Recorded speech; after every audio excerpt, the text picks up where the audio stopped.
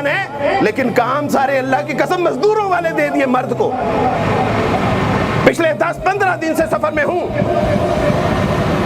ایک جا رہتے نہیں عاشق یہ بدنام, کہیں دن کہیں رات, کہیں صبح کہیں شام, کہیں کبھی ملتان کبھی سکر کبھی سندھ کبھی حیدرآباد کبھی وزیر آباد کبھی لاہور کبھی گجرانوالا. اپنے بچوں کی شکل نہیں دیکھ سکا صحیح سے, اپنی بیویوں کو بالکل مختصر وقت دیا ان 10-15 دنوں میں, اور ساری ذمہ داریاں ہمارے اوپر ڈال کے کہ دعوت و تبلیغ بھی تم کرو گے, معیش بھی تم سنبھالو گے, معاشرت بھی تم سنبھالو گے, سیاست بھی تم سنبھالو گے, جہاد اور قتال بھی تم کرو گے.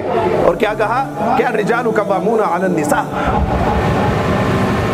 اور کہا کہ دیکھو یہ عورتیں احساسات, کیفیات, جذبات کا مجموعہ ہیں, ان کو پانی کی مشق بھی نہیں ان کو چکوانی. جہاد کی دال میں تم مرو گے, یہ نہیں جائیں گی. دعوت و تبلیغ کے لیے تم کرو گے کام, یہ نہیں کریں گی. یہ گھروں میں بیٹھ کے چار دیواری میں عزت عصمت کا حفاظت کریں گی, تمہارے بچوں کی پرورش کریں گی, تمہارے نان نفقے کا جو لانا تمہاری ذمہ داری, پکانا ان کی ذمہ داری.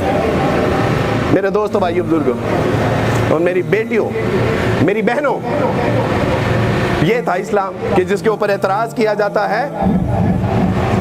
اور اسلام کی شکل دیکھیے کیسی تھی کہ ایک صحابیہ جب رسول اللہ صلی اللہ علیہ وسلم کے بارے میں بار بار پوچھتی کہ رسول اللہ کیسے ہیں, کہا کہ رسول اللہ ٹھیک ہے, تمہارا ایک بچہ شہید ہو گیا.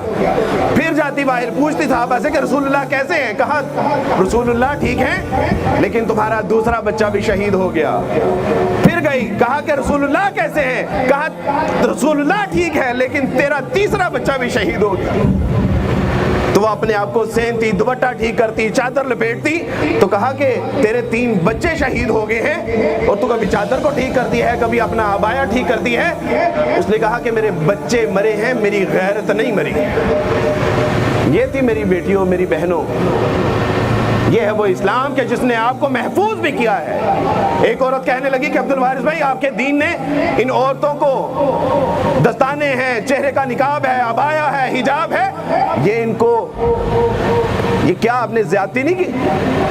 تو میں نے کہا بیٹا زیادتی نہیں کی, ان کو ہوس پرستوں کی نظروں سے بچانے کے لیے یہ اہتمام کیا ہے.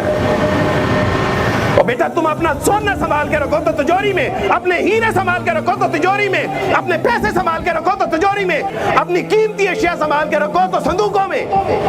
ہمارے لیے اس کائنات کی سب سے قیمتی چیز ہمارے رشتوں میں ہماری بیٹی ہے, بہن ہے, ماں ہے. اوے ہم ان کو سنبھال کے کیوں نہ رکھے ظالموں؟ ہمیں